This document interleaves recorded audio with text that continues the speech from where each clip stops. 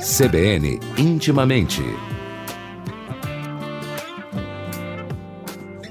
No programa CBN Intimamente de hoje, eu converso com a minha amiga psicóloga e sexóloga Elisângela Pereira. Bom dia, Elis, tudo bem? Bom dia, Cris. Bom dia, ouvintes e internautas. Eu estou ótima, e você? Tudo ótimo também. Então tá bom. Olha, adorei o tema que a sua produção enviou aqui pra gente, porque eu tenho certeza que muitos ouvintes vão se identificar, como na maioria dos temas que você traz toda quinta-feira, né, Elis? Hoje eu acho que a gente acertou na mosca, tá?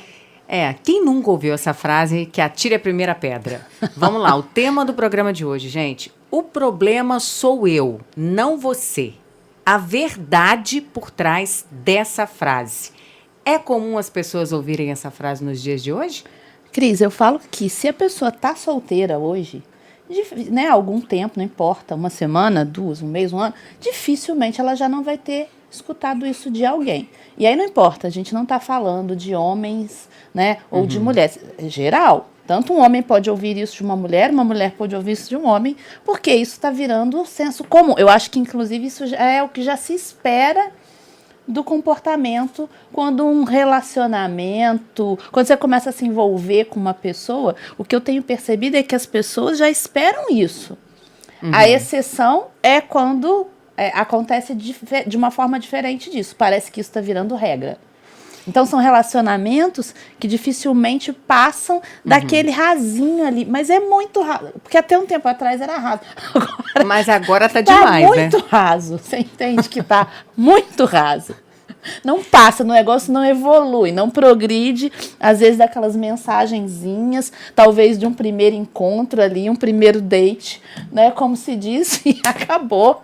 A pessoa evapora, entende? E aí quando o outro tenta entender o que aconteceu, porque de repente parecia que o relacionamento até estava bem. Assim, e você falou até uma palavra, parecia que o relacionamento estava bem, mas assim, tem que pisar em ovos até para falar se é relacionamento. Não, isso aí a gente vai falar mais pra frente. É alguma coisa. Não pode dar nome. Mas pera lá, se existe essa atitude muito comum hoje em dia, qual que é a explicação para esse fenômeno? Ou seja, por que as pessoas estão se comportando assim nos relacionamentos amorosos? Eles respondem essa pergunta, pelo amor de Deus. Me ajuda. Help me, please. Olha só, na realidade, o que tem por trás disso tudo é um medo muito grande. Medo principalmente de quê? De conflito. Então, o que eu vejo não é que as pessoas estejam se comportando assim nos relacionamentos amorosos. As pessoas se comportam assim na vida, perante a vida. É tanto medo que as pessoas enfrentam hoje em dia, não que já não enfrentassem antigamente. O nosso histórico, né? Eu sempre volto na história, né?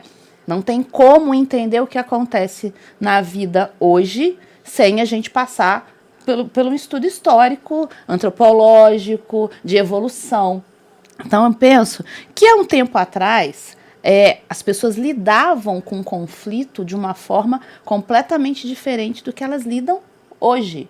E isso tem a ver com uma série de coisas, tá? Tem a ver com capitalismo, tem a ver com a maneira como as pessoas se cobram em relação a sucesso, tem a ver com a questão competição, tem a ver com a criação dos filhos, tem a ver como que os pais estão criando esses filhos e preparando esses filhos para poder lidar com o conflito.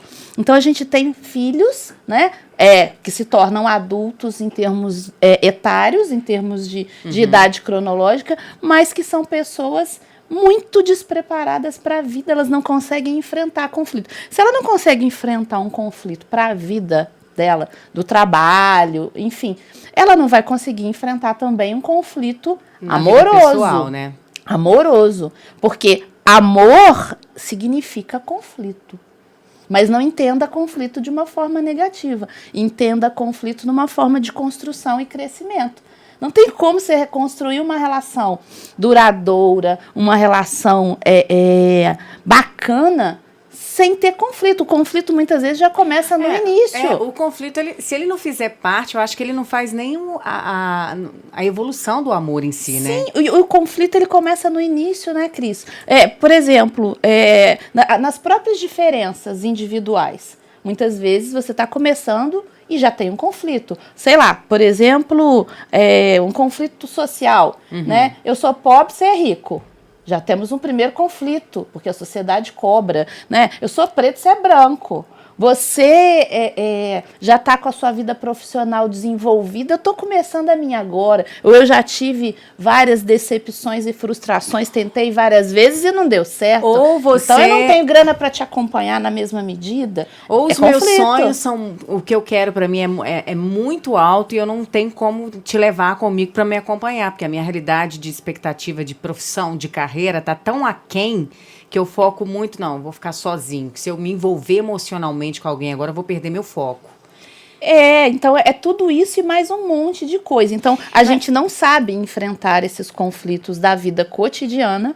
Quando a gente vai para a vida amorosa, a gente também não sabe. Então, a gente começa a desenvolver mecanismos de evitação. Eu vou tirar... Mas isso não seria uma covardia consigo mesmo? Mas Cris... aí a gente sai um pouco do conflito e vamos para o sentimento. O amor em si, a admiração, o carinho, o afeto, enfim.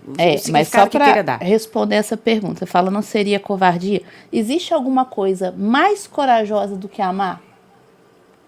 Amar é um ato de coragem. Nossa, isso é verdade. Só quem é muito corajoso se dispõe a amar. Exatamente. Cria essa disposição, essa disponibilidade amorosa. Porque fora isso, você entra no quê? No medo. E o que é o medo? Né? O medo é você não conseguir administrar aquelas situações, né? Porque elas te geram ansiedade, porque elas te geram angústia, e aí a gente tem os problemas que a gente tem hoje ligados às questões psicológicas, né? Fobias, depressão, que nada mais ansiedade, são do que formas de você lidar com a inibição dessas sensações. Cris, isso que a gente está falando aqui, dá pra gente ficar aqui até semana que vem, sem interromper, e a gente não acaba com esse eu acho até que a gente pode continuar esse tema no próximo programa, porque eu sei que tem muita coisa que dá pra gente falar. Isso, é bom que cria um espaço para quem tiver dúvida, quiser mandar mensagem, gente. Direct no decorrer da semana, olha o que tá acontecendo comigo assim. É muito legal a gente tentar ajudar as pessoas para trazer uma clareza, porque o que eu percebo é que as pessoas estão adoecendo também, no sentido de não estar conseguindo lidar com essas dificuldades. Entende? Agora, eu não consigo entender, o que eu mais ouço no consultório, Elisângela, eu não consigo entender o outro. Eu não consigo entender esse tipo de comportamento. Então, se você não entende, primeiro essa questão histórica, essa questão construção, como é que esse outro foi construído, a família, a criação, você nunca vai entender o comportamento dele. E hoje a gente vive no mundo das coisas, né? Antes era líquido, né? Até um tempo atrás a gente falava de relações líquidas. Eu não sei se você sabe que agora a gente já atualizou. Isso já foi atualizado. Não, acabou líquido, meu bem. Porque líquido você ainda vê. Se eu pegar um copo de água aqui e te mostrar, você ainda enxerga ele. Agora a gente está falando de relações etéreas, de relações gasosas. O negócio não tem pega, não tem. É impressionante, né? É impressionante. E muito rápido. E numa velocidade incrível. Agora, você falou sobre a coragem de amar. O que é mais difícil? Alguém que tenta furar esse bloqueio na outra pessoa, a pessoa que quer amar, que quer correr o risco, que quer ter a sensação, que quer sentir, que quer apostar, quer pagar para ver. O que é mais difícil? Essa pessoa que teve o não ou aquela pessoa que sempre faz... Não é com você, é comigo. Não. Essa frase não é com você, é comigo. Aí a gente falou a verdade por trás dessa frase. O que existe por trás disso? Na realidade, uma evitação de conflito. Porque se eu viro para você, né, e falo isso, eu tô querendo dizer assim, você deixa comigo que eu resolvo do meu jeito. Mas você não gosta da pessoa? Não existe o sentimento? Mas aí a gente fala da questão da inibição. Eu posso até gostar, mas se eu tenho inabilidade para lidar com os conflitos, eu prefiro criar uma forma de inibir o meu gostar por você, porque eu já faço isso com muita habilidade, e vou para o próximo, porque hoje em dia, né, querida? Tchuf, tchuf, rapidinho, você vai para o próximo. Então, você vai avaliar se aquele próximo ou aquela próxima... É muito rápido, eu não consigo acompanhar. Você vai avaliar se aquele próximo ou aquela próxima vai te trazer menos conflito. Então, assim, se vai me dar menos trabalho, é uma coisa do conflito no sentido de intensidade. Sim, de se envolver, né? Sim, se você me dá menos trabalho do que a fulana X, então eu vou preferir a Cris.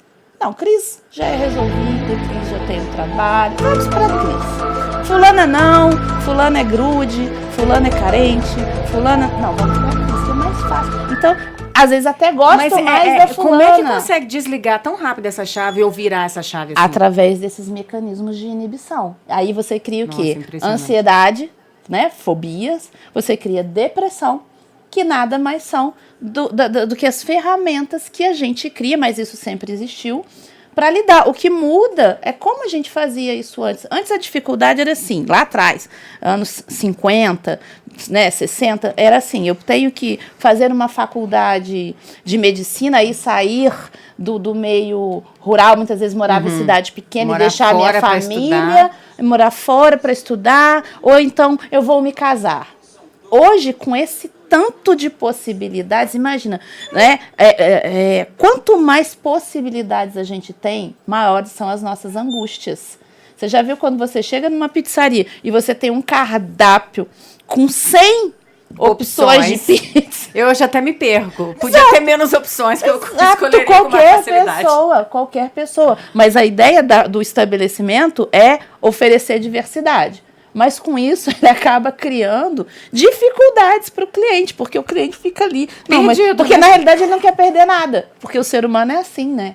A gente não quer perder nada. Então, se eu pedir a portuguesa, vai ser legal, mas aí eu não vou ter um manjericão que vem na marguerita. Entende? Então, é assim que as coisas estão se configurando nos dias de hoje.